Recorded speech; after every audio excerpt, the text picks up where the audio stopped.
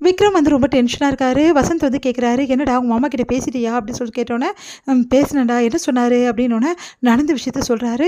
"என்னடா சொல்ற? உங்க மாமா இப்படியா பண்ணாரு?" "ஆமாடா, அவர் எல்லாத்துக்கும் ஒரு பதில் வச்சிருக்காருடா. ஆனா பயங்கர கேடியான வேலைலாம் செஞ்சிருக்காருடா அவரு. அதனால வந்து அவர வந்து ரொம்ப ஜாக்கிரதையா தான்டா கையாளணும். நான் என்னதான் ப்ரூஃப் எடுத்துட்டு போனாலும், அத வந்து எப்படியாவது வந்து தட்டி கழிக்கிறதுக்கு நெறைய வந்து சொல்லுவார்றா. எனக்கு நல்லா தெரிஞ்சு போச்சுடா." அப்படின்னா வந்து வேதா கிட்ட என்னென்ன பேசியிருப்பாரு இவரு அப்படின்னோன்னே, "ஆமாடா, நான் கூட அன்னைக்கு வேதாவ வந்து என்ன சொல்கிறதுன்னு தெரியாமல் விட்டுட்டேன்டா. ஆனால் இவர் எது ஏதோ பண்ணுறாரா, அது கண்டிப்பாக வந்து நம்மளுக்கு தெரியணும். நிறைய விஷயங்கள் இன்னும் இருக்குடா, அதெல்லாம் கண்டுபிடிச்சே ஆகணும் இவரை பற்றி அப்படின்னு சொல்லிட்டு விக்ரம் வந்து யோசிச்சுட்டு இருக்காரு. விக்ரமோட ஆஃபீஸ் ஸ்டாஃப் கீதா வந்து விக்ரமை வந்து சந்திக்கிறாங்க. இந்த சூழ்நிலையில் அவங்க கிட்ட வந்து எல்லா விஷயத்தையுமே வந்து விக்ரம் வந்து கேட்டு அதிர்ச்சி அடைகிறாரு. என்ன சொல்கிறீங்க அப்படின்னு. ஆமாம் சார், ஒரு நாள் வந்து உங்கள் மாமா ரொம்ப மோசமாக பிஹேவ் பண்ணார்.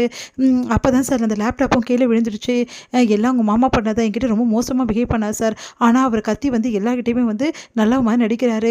அது மட்டும் இல்லை சார் அப்படின்னு சொல்லிட்டு பார்ட்டியில் நடந்த விஷயத்தை எல்லாத்தையும் சொல்கிறாங்க. அதை கேட்டு விக்ரம் அதிர்ச்சி அடைகிறார். நீங்கள் என்ன சொல்கிறீங்க அப்படின்னா, ஆமாம் சார், அவர் ரொம்ப மோசமாக பிஹேவ் பண்ணுறாரு. அதனால தான் மேடம்க்கு ரொம்ப கோவம் வந்துடுச்சு. அதுதான் அவங்க போயிட்டு அடித்தாங்க அவரை. இதுதான் சார் காரணம். அவர் என்கிட்ட நடந்துக்கிற விஷயத்தை எல்லாருக்குமே இங்கே அங்கே எல்லாருக்குமே தெரியும். வேணா நீங்கள் எல்லா ஸ்டாஃபையும் கேட்டு பாருங்கள் அப்படின்னோடனே விக்ரம் வந்து மேற்கொண்டு அதிர்ச்சி அடைகிறாரு. சே, இவ்வளோ மோசமானவரா எங்கள் மாமா, இவரை விடவே கூடாது அப்படின்னு சொல்லிட்டு யோசிக்கிறாரு. சரிங்க, இந்த விஷயத்தை நீ கவலைப்படாதீங்க, அவரை நான் பார்த்துக்கிறேன் சார். மேடம் ரொம்ப நல்லவங்க சார், எனக்கு தெரியும் அப்படின்னு சொல்லிட்டு சொல்கிறாரு.